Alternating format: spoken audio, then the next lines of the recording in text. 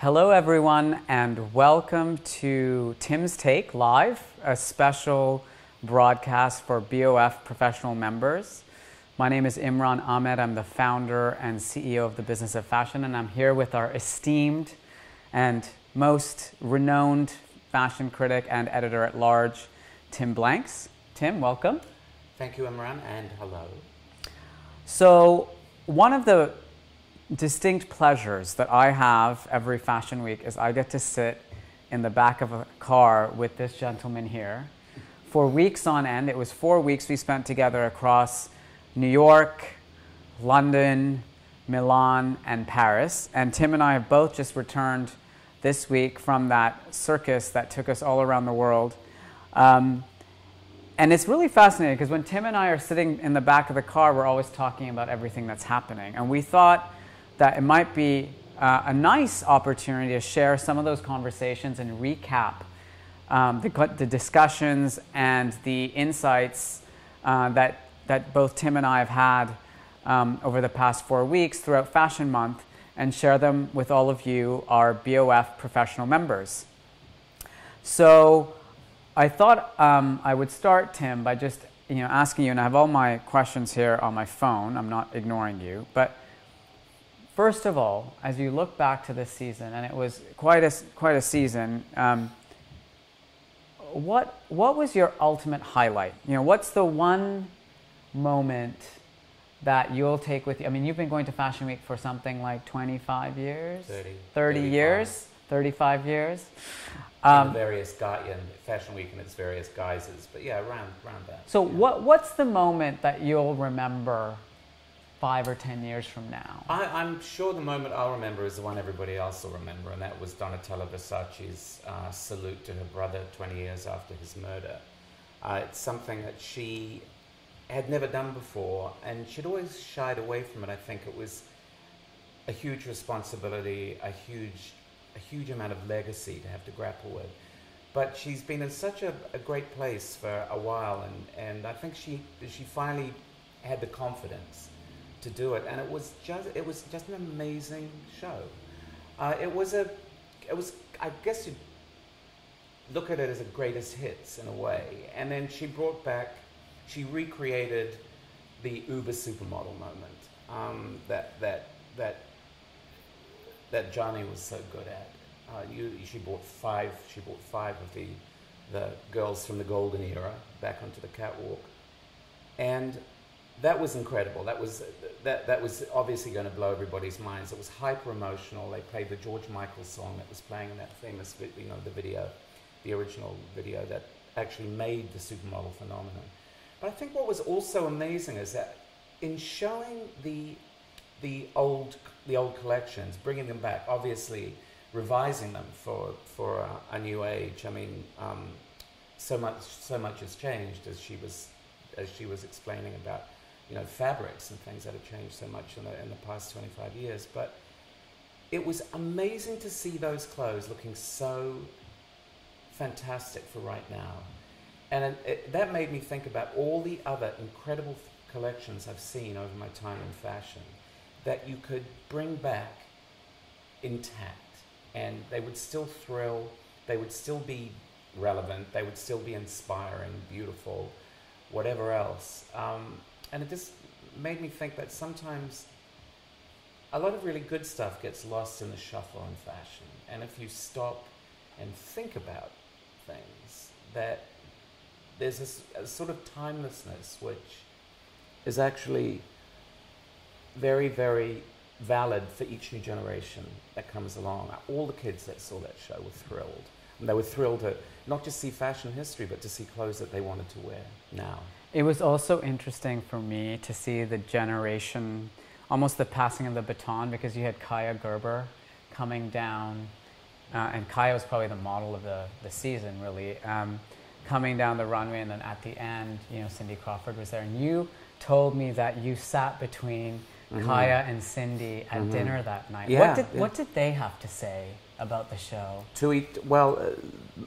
More than talking about the show, there was rather there was an incredible mother-daughter dynamic that would reassure mothers everywhere, I think, to see that you know, Cindy Crawford worries about her little girl and maybe doesn't approve of her taste in boyfriends and so on. I think that what was fascinating is that Kaya has an amazing walk. I mean, she's so catwalk ready. It's ridiculous. She's got this really fantastic walk, and Cindy's walk was not always that fantastic. So I think I did mention at some point that, wow, your walk, it's kind of a good walk. Better than your mom's. Better than your mother's. And she said, I know. One more question on Versace, which is like, you know, the moment that was recreated now and the moment that was being recreated, did that passage of time remind you how much fashion's changed in those 20 years? Because it has changed. Yeah, it's changed. It's changed enormously. How are the shows different now? Well, actually, to be honest, I mean, there's sort of physical things that have changed. You know, once upon a time, photographers were around the catwalk instead of bunched at the end. So there's all that sort of stuff that has changed. But I think generally the sort of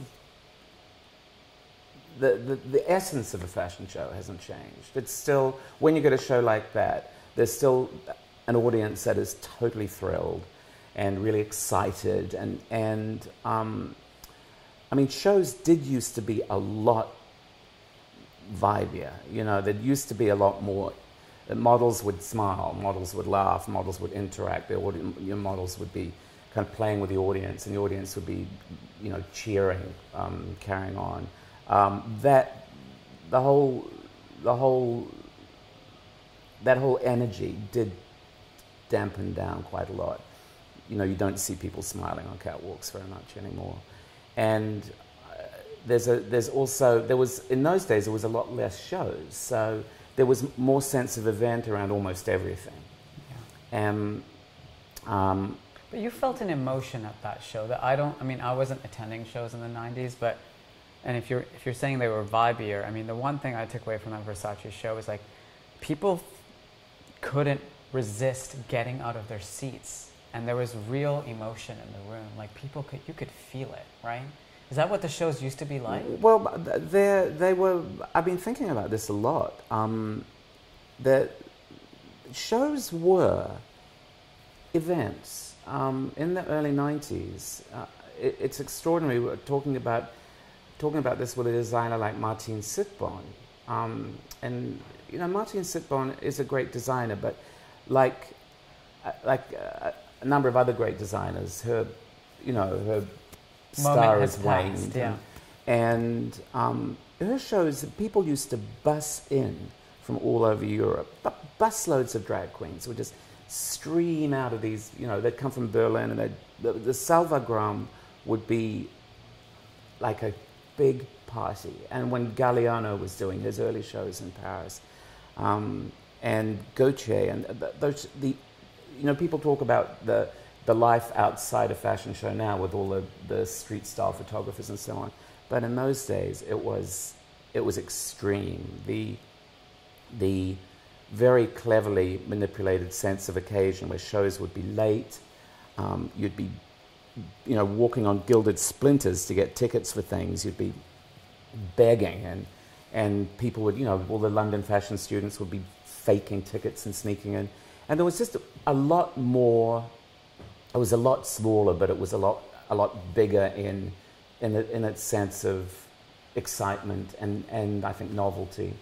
I think now there's a much greater sense of, oh, we've seen all of this before in some way. Yeah. But I think there's still, you know, when you're sitting in that Versace show, it really was. It was like time had stood still, but in a really good way. Yeah. Okay, so that was the moment of the season, and I think probably most people would agree with you. But let's take a slightly more chronological look through Fashion Week. And, you know, of course, everything starts in New York, and everyone was wondering this season, like, what would New York Fashion Week feel like without Proenza Schouler, without Rodarte, without Tom Brown, without Althusara, all these shows without Tommy Hilfiger, which for this season was in London. Like, what was your take on New York Fashion Week as a whole? I felt the lack of. You didn't want to say that. You didn't want to say, "Oh, it didn't matter." It did. I thought there was apart from the fact that right now there's this mood in New York, which is really strange. I think the political climate is probably felt very acutely in New York because it's not a Trump city. And there was that kind of slightly downbeat atmosphere. And then things I was really looking forward to. Mm-hmm. A few shows I was really looking forward to didn't thrill me quite the way I hoped they would. Like what? Well, I was really looking forward to Tom Ford's show. Yeah. Especially because everything he'd said beforehand was all about he had sort of really recommitted to fashion after having an extremely successful career in films, which is something he's always wanted to do and which you can tell is his dream. But I think he's really re-energized with fashion, and he was talking about wanting to recapture the spirit of that mid-90s moment. And it's funny, I guess that's kind of what he did, but there was a sense of the time that had passed. So it wasn't time standing still in a good way, it was kind of time standing still, I thought. And you're looking at the clothes and you're wondering what the world for those clothes is. I found that... I was on my own here, but I felt that the Marc Jacobs show was very downbeat as well. He is always a guaranteed thrill at New York Fashion Week for me, and this show, last season was just so amazing, and his sense of culture is just so, he's just ravenous the way he can grab ideas and turn them into these fantastic, evocative collections of clothing. This one just felt, I think it felt to me depressed. Well, last season it was the same very pared back production, almost no production, single runway, no music. You could hear the models clomping around in their shoes.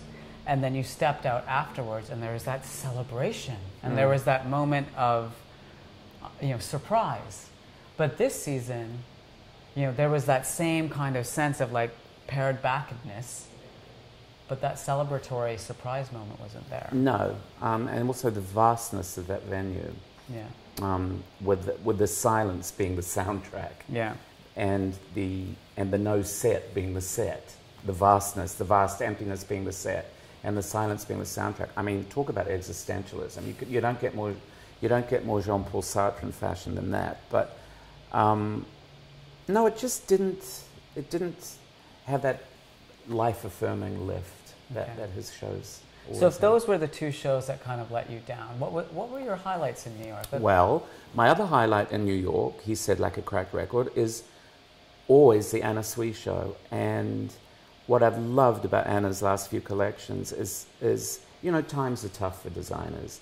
So she just approaches it in that I have nothing to lose by doing what I do the way I want to do it. And you think, and you and I have discussed this a lot actually, you think she's one of the most underrated... Her time, I mean, she's successful, yeah. But the time will come when people look at that body of work and the amount of work that is in that body of work. Now, each season is just a trip. I mean, she takes you somewhere and teaches you things. She builds this world every single time. And I kind of feel people are coming around to her again because the audience is it's peppered with a few more familiar faces. The response is, there's so much love for her.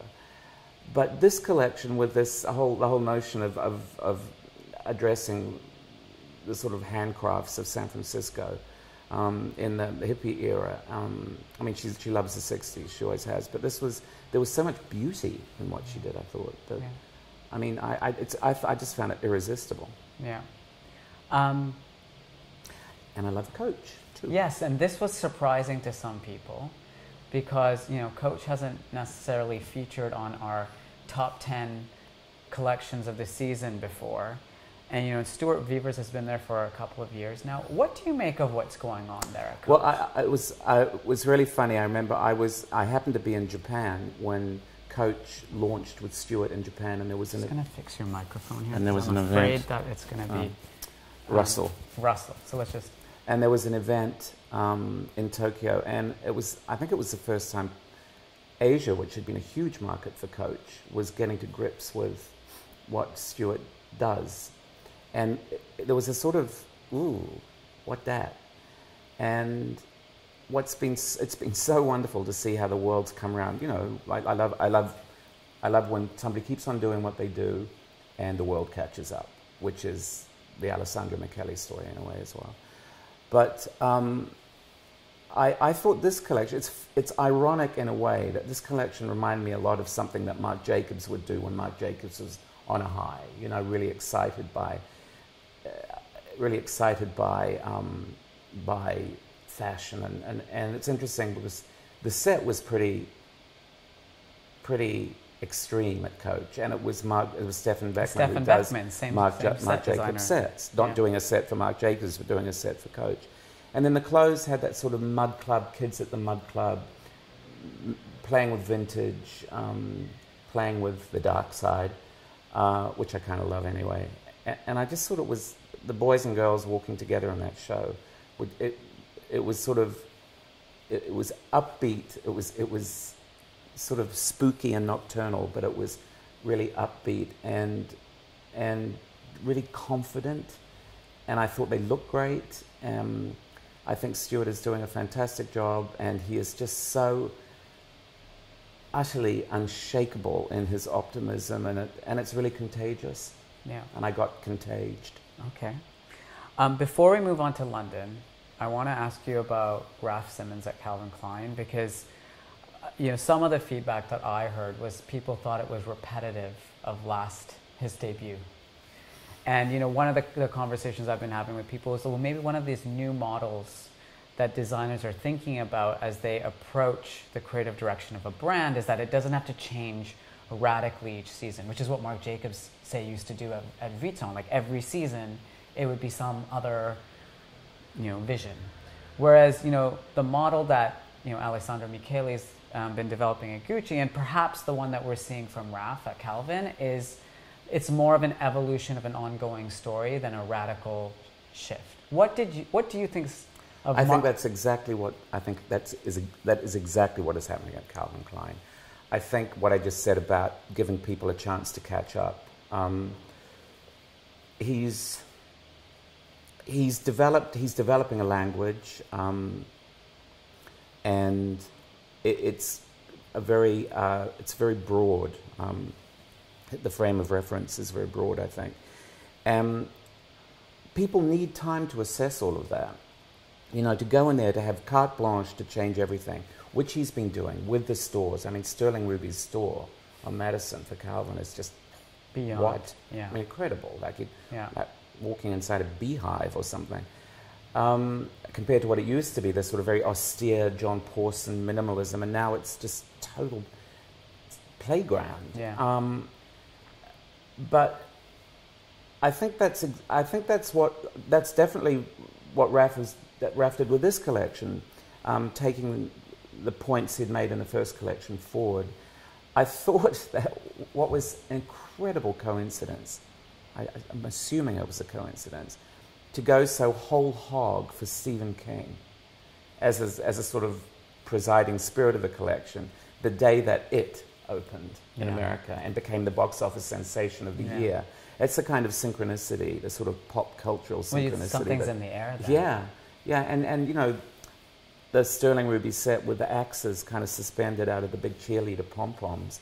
That is Raf. That's Raf, you know, with his sort of his love of horror movies, his sort of Belgian kind of darkness applied to the all-American, sexy, healthy Calvin Klein aesthetic, and it'll take time for people to adjust to that, and so he's not going to change it all. You know, he's going to give people time discover and understand what it is he's doing. And what do you make of Raf at Calvin versus Raf at Dior? I think Raf at Calvin is just more him. Yeah. Yeah. I think having men and women's wear to work with, Dior was like a dream, I suppose, and at Calvin Klein can be, you know, like almost like a kind of nightmare. But I think he likes that. I think he, in a funny way, I think he probably has a lot more to work with at Calvin Klein. A lot more. Well, he's probably less burdened by specific codes or legacy. You know, I mean, Calvin Klein obviously has its own DNA and codes, but it feels like it's like he's pursuing it from an Americana writ large kind of thing, as opposed to the bar jacket and all of that kind of stuff. Yeah, I also think that Americana is such an interesting thing to be thinking about right now. Right. You know, it's just every day but brings a new wrinkle. Yeah. And you know, if you're an extremely thoughtful, sensitive and responsive designer, Calvin Klein puts you right in the here and now, Yeah. whereas Dior puts you in a sort of legacy situation, which was the same thing with Jill Sanders. So when you see what he does for himself, I think what he does for himself is kind of closer in essence to what he's doing for Calvin Klein. Yeah. Okay. So let's move to London. We flew on a plane. We landed. New York ended a day early. We had a bit of a break. And I think probably the most anticipated show of the week was the Burberry show. You know, I think there's been some expectation at Burberry now that Christopher Bailey is, you know, back focused on the creative and product side of the business, that there was a chance to really, you know, draw a line in the sand and make a new statement about what Burberry can be. How well do you think he met that expectation?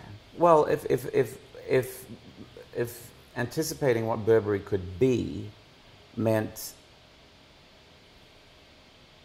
restoring the notion of what it was, then I think he was extremely successful, because you know, people were saying that all the kids backstage were grabbing the Burberry check pieces, that they looked new to them. This is this interesting. There was a lot of talk this season about stuff. Old stuff feeling new. Old stuff feeling new. Old stuff feeling old. Yeah. Old stuff, why is it back if it's feeling old? And then old stuff feeling new. And then, you know, if you can't say, "Oh, I saw this in 1804 or whatever," because I've always maintained that if something's new to people, if people are looking at things and they haven't seen them before, then obviously they're new to them, and obviously they suggest some kind of change. And I think there are people looking at the Burberry check, and it looks, the way he was using it in the show particularly, it looks new. Would you wear it? I wouldn't wear checks generally, as a rule of thumb for me. I mean, I can wear like the loudest shirt in the world, but checks are a little bit not me. Okay. I don't know. I feel I wouldn't wear checks generally, but I thought that what he did with the Burberry check was very clever, and the show, definitely there was a lot more in the show than there usually is. And they played the Pet Shop Boys, which you love. Yes, love the Pet Shop Boys. Yeah. The soundtrack was energetic, and it felt a lot less introspective, which is odd, but it's only in hindsight that you think, oh, it was kind of inward looking, and now it was a big, and I love the new venue, and I love the photo exhibition that he curated to go with the show. Yeah. And that was the only thing I would say. I kind of felt like he put more into the curation of the show than he did into the designing of the curation of the photo show than he did into the designing of the clothes show. But that's another interesting thing, designers expanding their repertoires in various unexpected ways. Okay. London has always kind of been recognized for the top emerging talent. And if you look at some of the designers who are really reshaping and defining fashion, from a design standpoint, people like Jonathan Anderson and Simone Rocha and others, you know, that's been London's role. Like how well did London do this season in terms of being that bold creative center?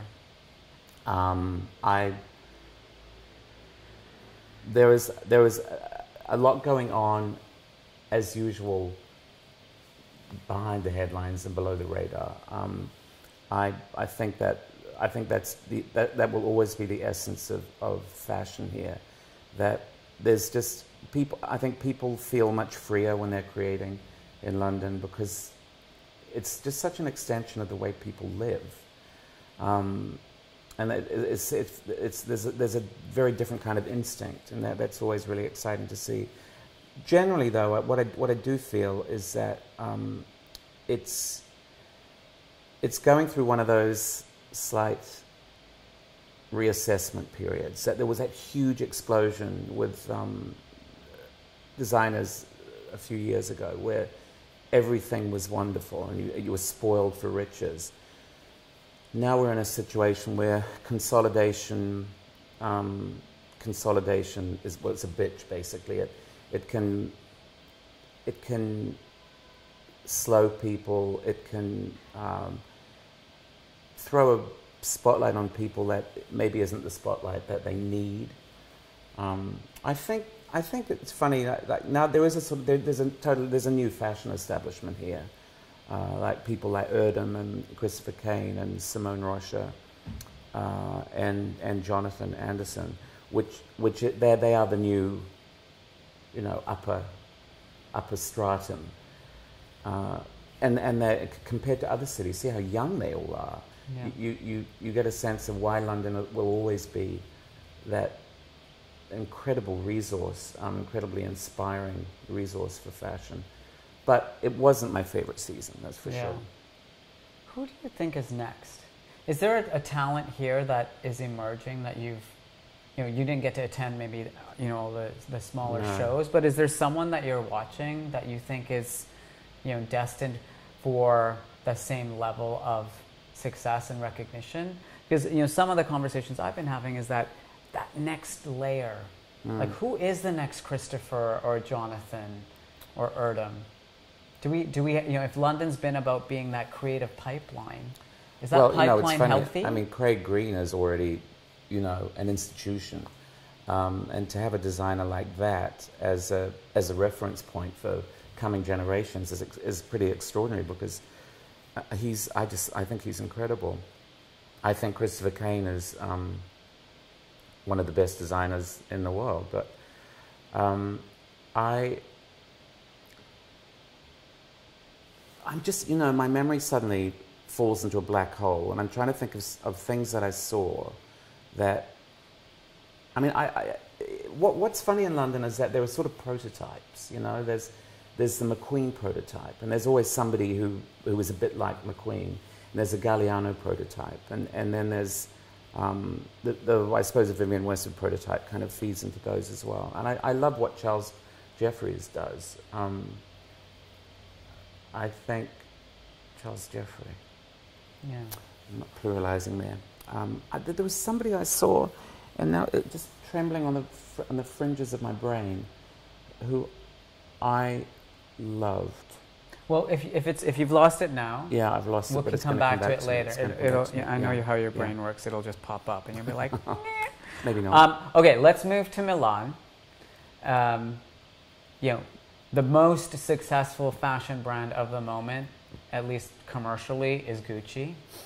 And Alessandro Michele did what I think many people expected him to do, which is more of the same. In previous season, you've written more. And, he's one of these designers, as we, touched on very briefly earlier, that's, creating like a more of a kind of continuing narrative for the Gucci brand versus a kind of different chapters. How do you think that's working for him creatively? Brilliantly. Yeah. And he said it. He's not going to. The essay that we get each season, which is, it seems incredibly convoluted until you start puzzling it out, and then it made perfect sense to me for some reason. But the notion of change for change's sake doesn't appeal to him at all. And he's very much into building a story over time and and making that story understood. And so when he does his fashion show, I don't think he's particularly... I think he wants to convey a mood. So the notion of and the venue being all sorts of historical, all sorts of periods of antiquity all mixed up in this rather funny way, you know, when you see a mummy lying on a mummy was lying on the bench there, and there's a sort of satirical element, and a humorous element, and a comment on what people have been saying. And the fact that he staged the show as a rave, so you couldn't really see things very well, but it just was a You love that. Some people absolutely hated the fact that... It was a sensory overload. You liked it. I loved it. I loved it. I mean, everybody was sitting in the front row, as it were. There was no... So everybody was equally close to the clothing. I certainly felt that I could see, if I wanted to kind of really look at something and pick out a little detail. There was some funny thing, you know, he's working with Elton John, so there was a sweater that said EHJ by Elton Hercules John, and there were all sorts of funny little personal things. Don't marry a Mitford. Yeah, or never marry a Mitford. Because Gucci sponsored the exhibition at Chatsworth, and actually never marry a Mitford. Yeah, Is the sweater is in the exhibition. Yeah. But I think it's just Gucci has become this glorious entertainment that gives people license to dread. I mean, in a way, when you walk into the store, you see things. I see things that I'm thinking, God, I wish that had been in a shop when I was 20. Yeah. I wish that there'd been all these opportunities to be so eccentric and so expressive. And on every single bit of your body. Right. I mean, from you know, your hat to your rings to your socks, to every single thing is just there. I also love the way he anticipates any criticism you can throw at him. You know, like if you said to someone, "You look insane," thank you. You know, "You look dreadful," thank you. Do you remember we bumped into him briefly after the show, and he was telling us that little story about...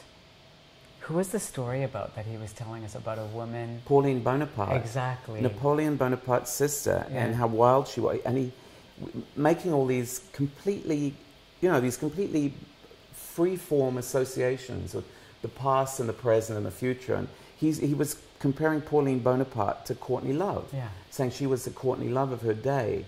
And, you know, there's a lot of super high cultural stuff, and then there's like, you know, a cemetery in Hollywood as an inspiration.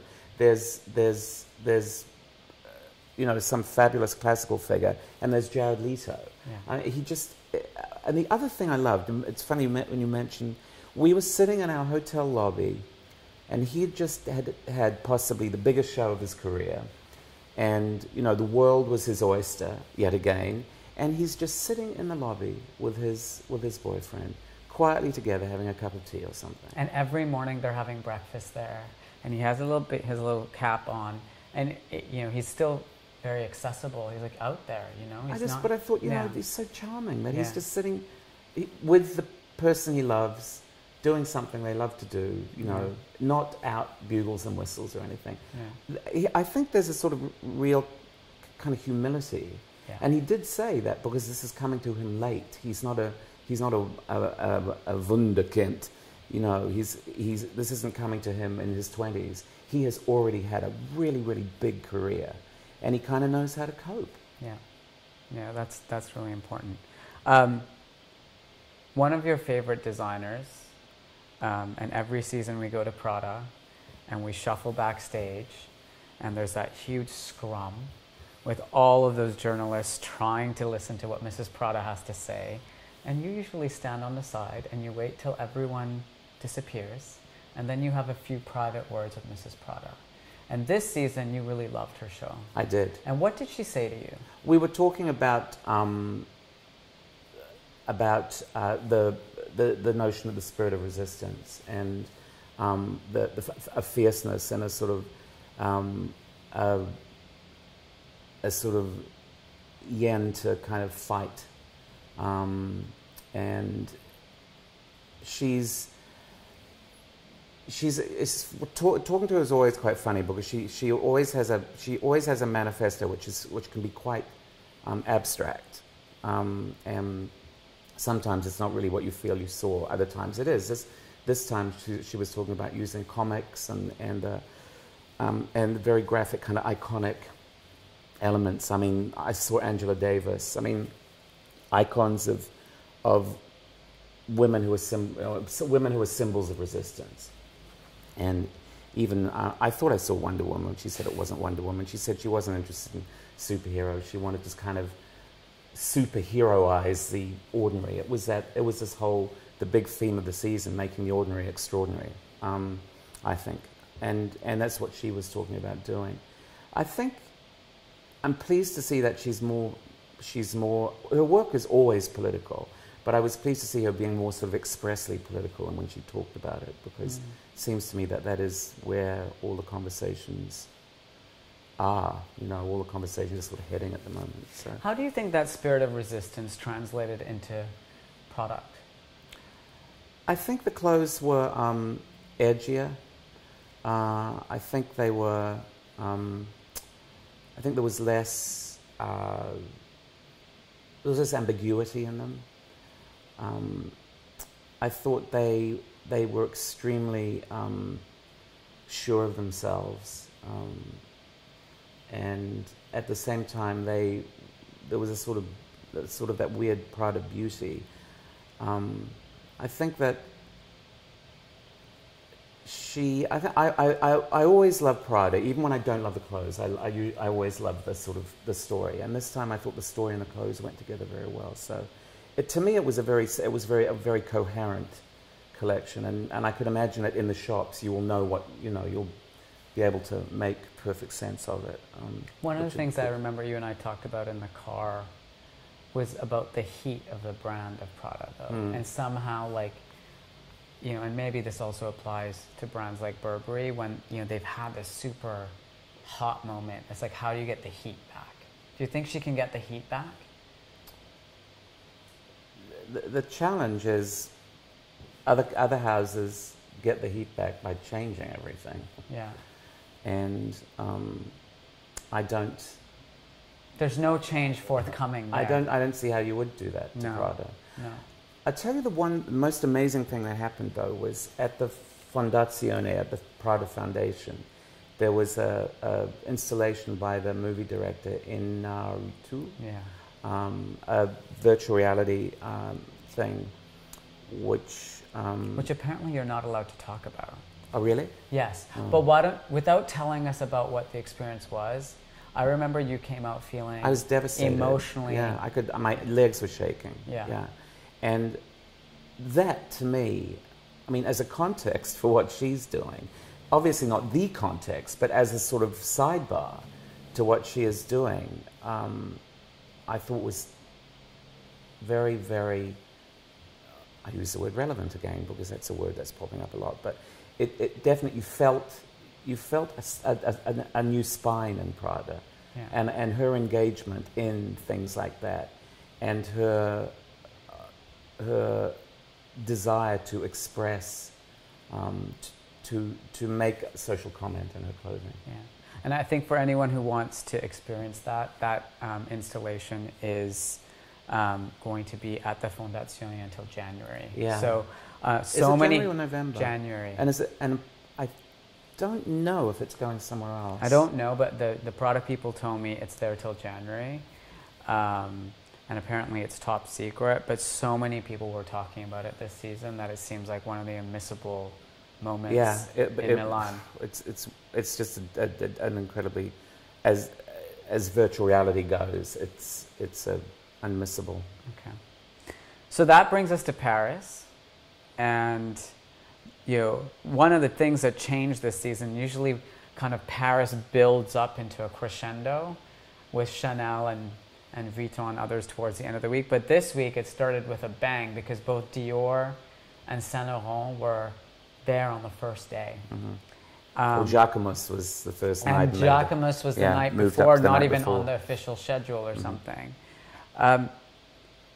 Let's talk about Saint Laurent and Dior, because I think they're both quite controversial designer appointments, and there's a lot of opinions about what's going on there. Let's start with Dior, because that was kind of... It's hugely controversial.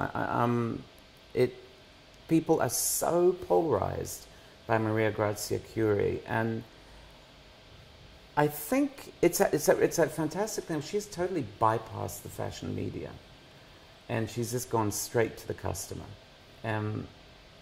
Those clothes, people who are inclined to be keepers of the flame, and who loved what Raf did, you know, as a sort of honoring the spirit of the house. I just feel that Maria Grazia is all over the place. That it's either too young, or it's too cheap, or it's whatever. And she does her T-shirt and with the message, and why are there no great female artists? And we should all be feminists. Yeah, we should all be feminists. Yeah. And then she does a collection which sort of poses that question, demands an answer. It's kind of, it's not at all what people expect, and it's very driven by a specific theme. Yeah, it's very constrained. Yeah, it's like and you know, last season it was all blue, and yeah. I just was amazed at how many women were wearing those clothes in the crowd. She's definitely brought a really super strong utilitarian spirit to Dior, and Dior was always, you know, les femme fleur and the sort of fantasy and romance, and she's made it so pragmatic that it's quite a shock. But I respect her. I respect her fearlessness in doing this.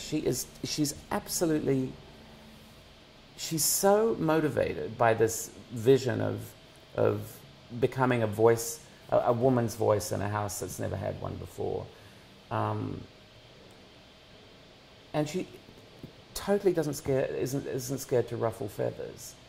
And I can't imagine that she doesn't walk through the world knowing what people are saying, but she just doesn't seem to care at all. And I actually liked, in a perverse way, I really liked that. I respected the collection.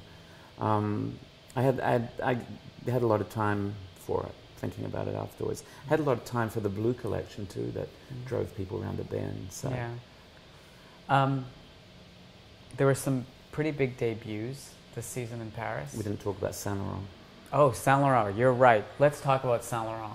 Right in front of the Eiffel Tower, timed perfectly for the sparkling opening of the Yves Saint Laurent Museum. So much Saint Laurent this season. Yes, and it was all about the one of the quintessential Parisian fashion houses with big things happening for it. And really, the show was timed to start exactly as the lights went racing up and down the Eiffel Tower, and it was all about all about icons.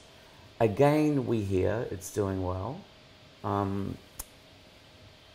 and I felt I was a bit hard on it the first time around, and so this time I sat back and let the milk of human kindness wash over me.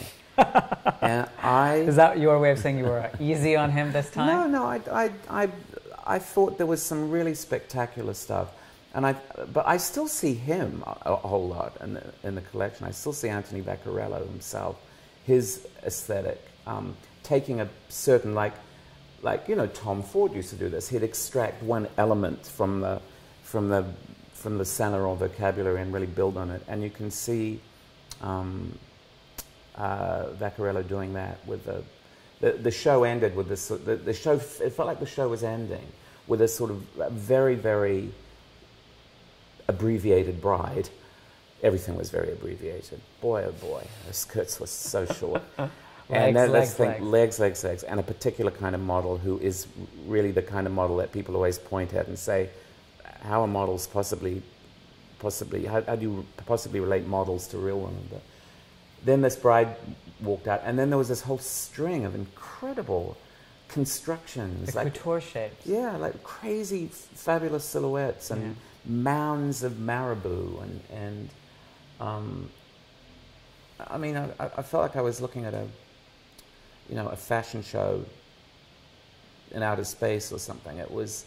One thing you said to me was that you felt like there was a really strong spiritual connection between that collection that Vaccarello put out and Hedi Sliman's last couture collection. I did feel that. I felt that there was a, in the sense that it was pure form that was being manipulated, and changing the silhouette, changing the shape of the body by what he was doing, you know, building things out, taking things in, so that you had a completely new shape that you were looking at, which is, you know, looked absolutely amazing on Anja Rubik.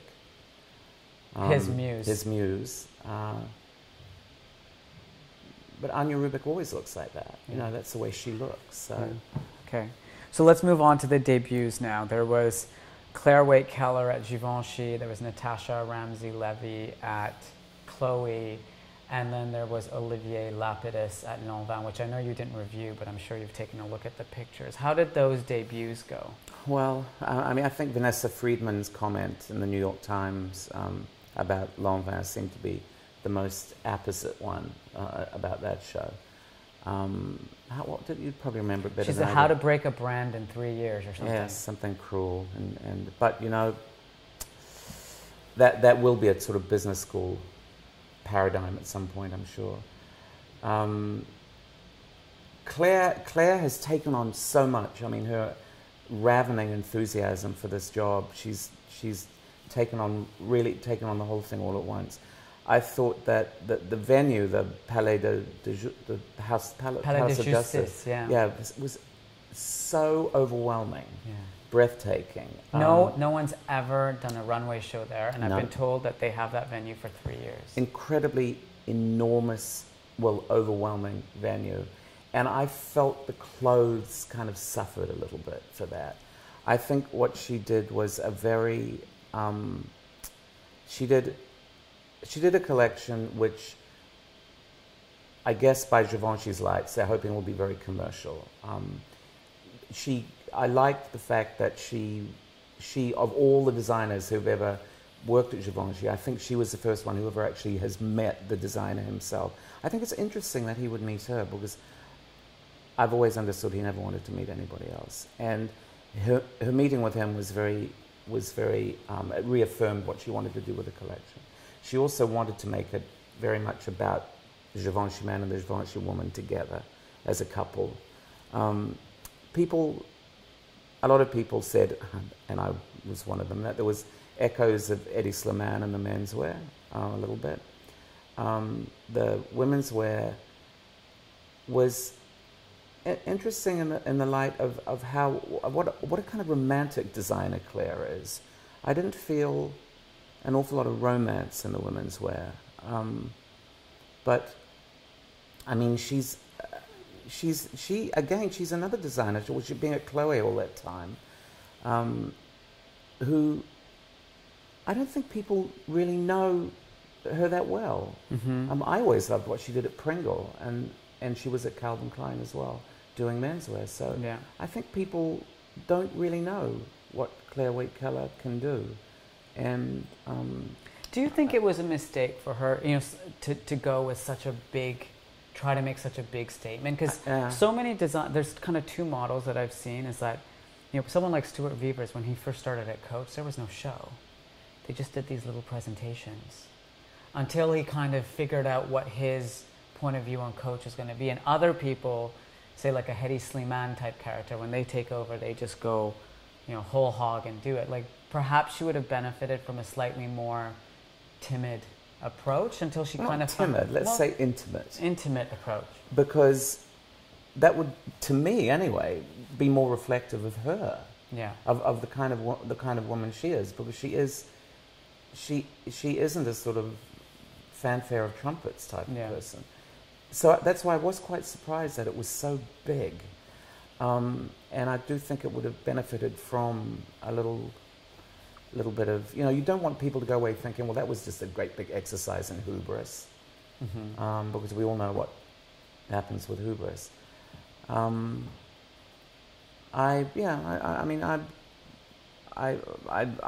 think she's such a wonderful person that I really would love to see that next time.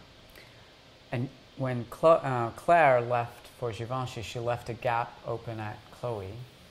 And you and I both had the chance to meet Natasha Ramsey-Levy backstage after the show. And the first thing you said to me as we walked out, you said, she's the new Chloe girl. What did you make of that debut? I mean, I think, you know, it ended up ranking in one of our top collections of the season, so clearly we all liked it. But what do you think we can expect from her going forward? What I thought was super strong about that collection is that the whole thing had such integrity. Every element of that collection was so fully realized.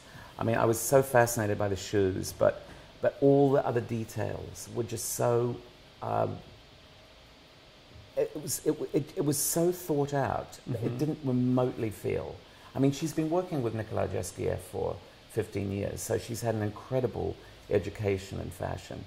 But to take on a house like Chloe and totally own it on her first show, I thought was really a mark of a designer who's going to be very, very interesting to watch. And it was her, because it had that when she said, you know, when she said to me, we're talking about the Chloe girl, and she said she has cracks, and you always think of the Chloe girl as being, you know, when Claire did the Chloe, and when other designers, and Karl Lagerfeld, remember the photos that Guy Bourdin took of Karl Lagerfeld's Chloe, and it'd be these beautiful lace-clad, you know, white lace-clad women running through sunny meadows, and for Natasha to say she has cracks, well, that just. When a designer says something like that, I just go looking for them. You loved it. I love that. I remember that you comment. were just like, cracks. Yeah, cracks. Yeah. And I just love a comment like that. Because then you can find them in the clothes that there was funny little undercurrents. And the matches. Remember the matches? matches? Oh, yeah. And well, the invitation was a box of matches. She used to collect matches. And she wanted something that you find in every home. She used to, you know how people have those big ballons full of matchboxes. She wanted something really common that you can find in every home. But the thing about boxes of matches, as I said in my review, is that if you play with them, you get burned. So I felt that in the clothes. I felt that there was a really eerie edge to them.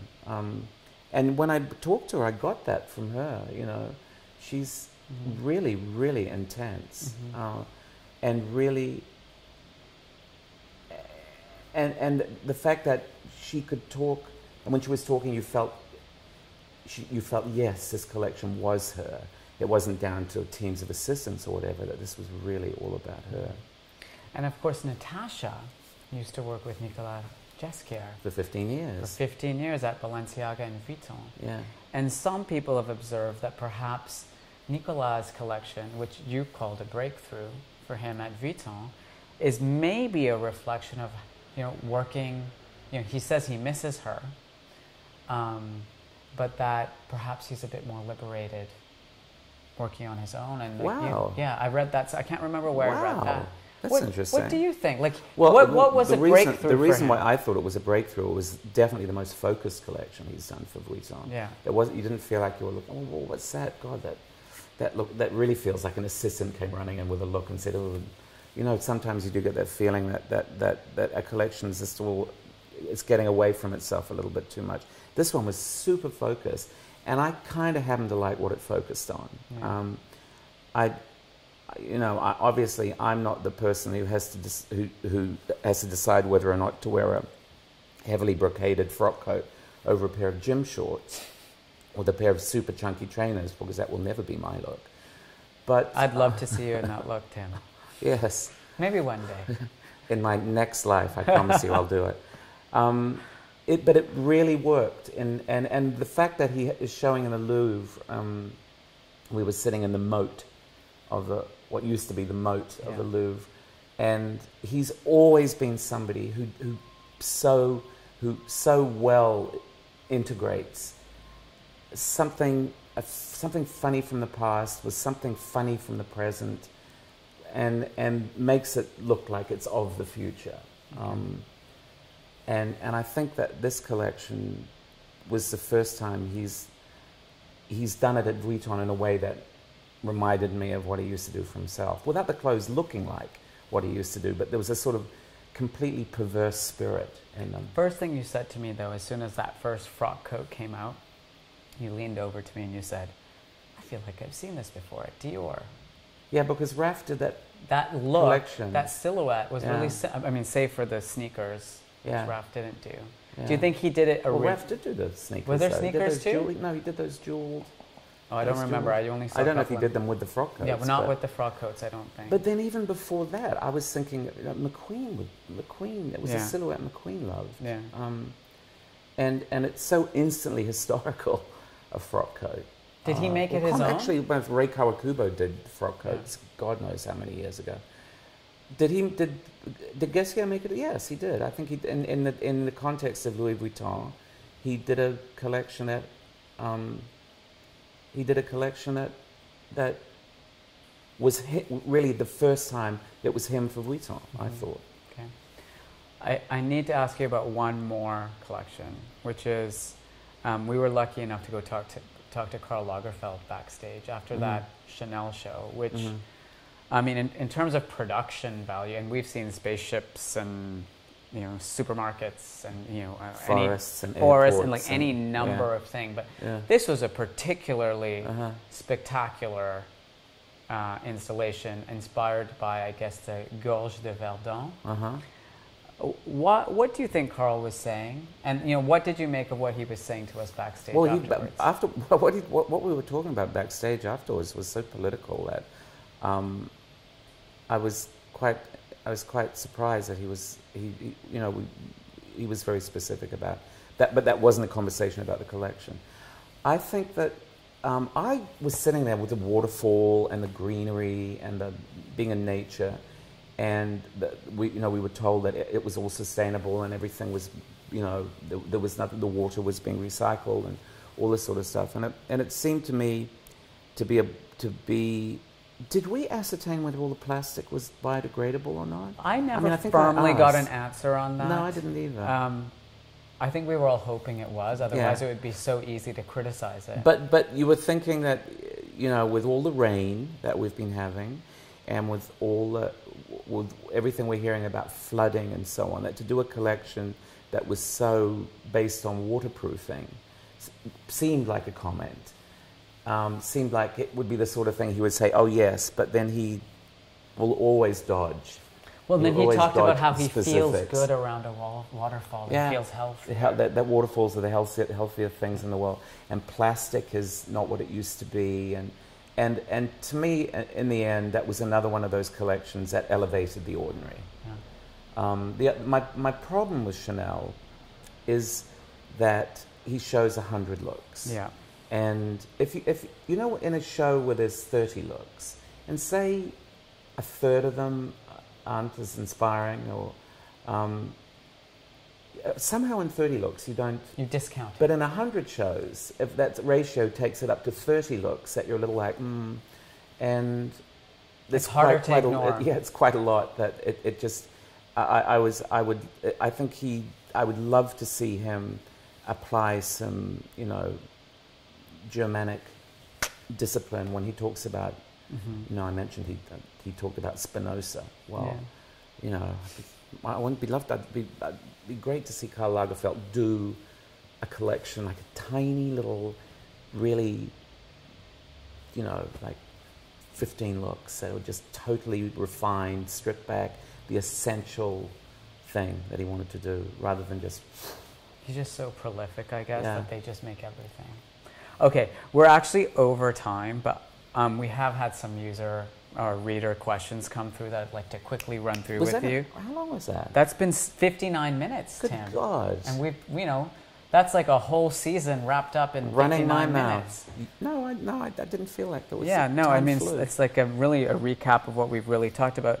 We have Charlie Hoogwater who's asking, you know, what makes for a good collection? Does it need to push boundaries and be avant-garde? Is the big staging needed? Like, what makes a good collection? We didn't talk about Comme des Garçons. Yeah. I think what makes a good collection. I always love a good story.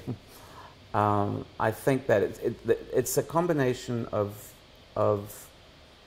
imagination and craft. You know, if you have the craft to realize your wildest dreams,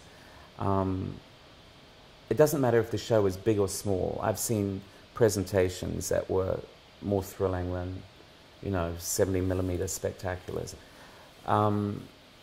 I think if you can feel the creator's mind and the creator's hand, generally there's an emotional connection, and that will always connect. That an emotional connection connects, and passion. Passion is very persuasive. Yeah. There's another question from Style Curated by asking what you made of Helmut Lang by Shane Oliver. Oh, we didn't even talk about that. Well, what I thought was, it's a bizarre situation because Isabella Burley is the editor in residence there, and so this kind of curatorial approach to Helmut Lang means that next season it's going to be somebody else, not Shane Oliver. So I don't know how designers, are going to wrap themselves around the opportunity to work with Helmut Lang's legacy for one season. Seems like a bit of a, seems like it might be a little like a formula for frustration. I felt that if there were boxes to be ticked, he ticked them. Right down to having people like Kirsten Owen and Danielle Z, who were such, perfect Helmut Lang models in the show, along with Shane Oliver's normal street cast people. But I thought it really is one of those thankless tasks, because you'll never be inside Helmut's head doing what Helmut did. But he captured a sort of spirit that I thought was kind of faithful. Okay. Last question is from Annabelle Phelan, who wants to hear your thoughts on Rick Owens, another show that featured water. Oh, we didn't talk about Rick Owens either. It was an absolutely amazing spectacle. Again, not amazing. The scale of it was minimal, but it was huge, kind of like a monumental temple. And I feel that with Rick, that he's my favorite person in fashion to talk to on a regular basis. And I feel him moving towards this sort of peace and this resolution in a funny way. He said he wanted to be optimistic this season. Yeah, that was, okay, two things. Yeah. Optimism. If people ask me what trends of the season were, optimism and making the ordinary extraordinary were the two things that designers talked about over and over again for obvious reasons. That optimism is really, when pessimism is just right there waiting to swallow you whole, optimism feels like an effort, and efforts tend to yield results. And I think Rick is a perfect example of a designer who is able to take something very orthodox, like clothes. Somebody else, Vaccarello changes the silhouette, but Rick Owens in this show, he takes away, when you think that most designers have a head, a torso, 2 arms and 2 legs to work with, they are the limits. There are only 2 or 3 designers who say, no, bugger that, we will create new forms and new life forms. And Rick Owens, Ray Kawakubo, maybe somebody like Walter van Beirendonk, that they are completely all the time using fashion to reassess reality. Yeah. And I think that's one of the wonderful, thrilling things about fashion. One of the, I should say, many wonderful and thrilling things. And what about fashion. making the ordinary extraordinary? Where was that most salient? God, where would I start? I think it was something that a lot of designers were talking about, because my fascination with alchemy, like fashion takes a piece of fabric and makes it into a couture dress. That it's a recognition of fashion's possibilities, and it's a recognition of what fashion can do when times turn dark and uncertain as they have. And you know, people would say it's all about the dream, and fashion is, you know, fashion gives you the strength to dream, and there are all those cliches attached to that. And you know, fashion brings beauty into the world. But I think the notion of making the ordinary extraordinary is really about looking at everything through new eyes, never ever taking anything for granted. You know, it can mean embracing cliches. It can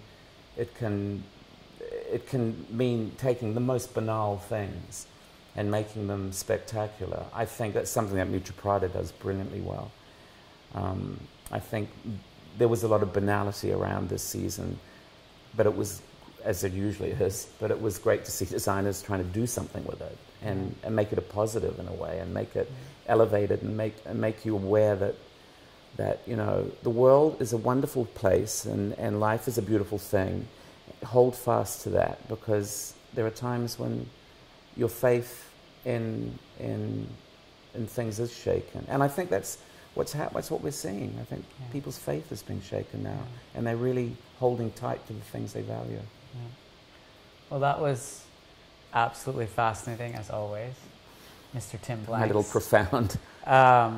You know, you get a taste of like all the things that I get to learn from Tim in the back of the car every day when we're making our rounds of the cities. Not for prime time. Not for prime time, but for the first time available for BoF Professional members. So thank you, Tim. Thank you, Imran. As always. Thank you, everyone. And it was a nice recap. I feel like we've tied it in a little bow, and I guess the next time... Or else we've left lots and lots of loose threads that we will tie. Well, there are next some time. loose threads, but there are things that, you know, I think we've resolved. At least I feel resolved. So thanks to all of you for tuning in and for your questions.